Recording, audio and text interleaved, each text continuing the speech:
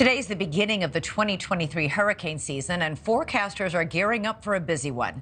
The National Hurricane Center predicts as many as 9 hurricanes could form this year, and up to 4 of them could become major hurricanes. That's along with a 40% chance of a near normal season and a 30% chance of above normal season. All this comes as the Atlantic hurricane season has grown increasingly active over recent years, in large part because of global warming. Rising summer temperatures and unusually warm Atlantic waters are a volatile mix. They are combining to fuel stronger and more frequent hurricanes. Also on the rise are the costs to rebuild from the destruction of these storms. The state of Florida has received $615 million in federal funds to repair homes damaged in Hurricane Irma in 2017. But documents from the Department of Housing and Urban Development show that just 145 homes have been rebuilt, and more than 1,000 other homes still need to be repaired. So just how bad will it get this summer? Well, earlier I spoke to Mike Brennan, director of the National Hurricane Center.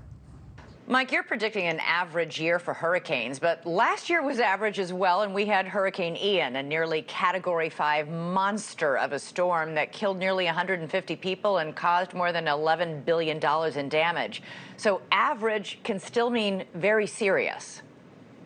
Yeah, that's right. There's really no good news in a forecast of a near normal hurricane season. We're talking about the potential for 12 to 17 named storms that would be tropical storm strength or greater, 5 to 9 of those becoming hurricanes, 1 to 4 major hurricanes. And as we always like to point out, it only takes one hurricane affecting the community you live in to make it a really impactful or even catastrophic year for you, as we saw in Southwest Florida with Ian last year.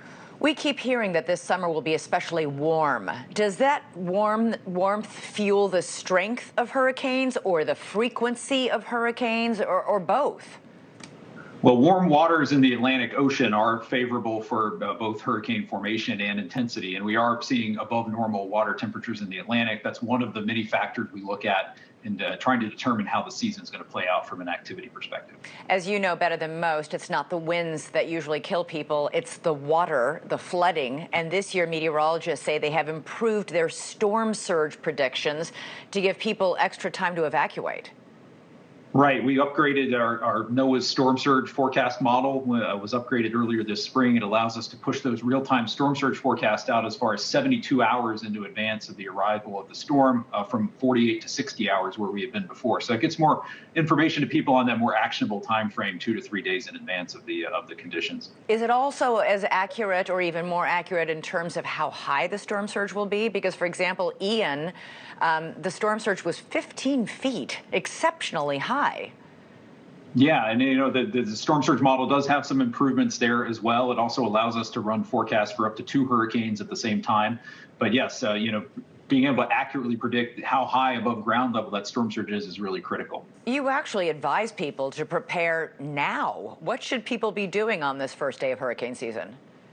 The most important thing anyone can do, because we're talking about storm surge, is find out if you live in a storm surge evacuation zone. Because if you do, you could be asked to leave your home when a storm threatens, and that will form the basis of your entire hurricane preparedness plan. If you could be asked to evacuate, you have to know where you're going to go, how you're going to get there, what you're going to take with you, how you're going to help your friends, neighbors, loved ones evacuate as well. This is also the time to get that hurricane supply kit ready. Think about multiple days worth of non-perishable foods, water, cash, gasoline, medicine, anything you're going to need to survive the potential aftermath of a major storm where you could be out of power, water, and be relatively isolated for several days or even a week.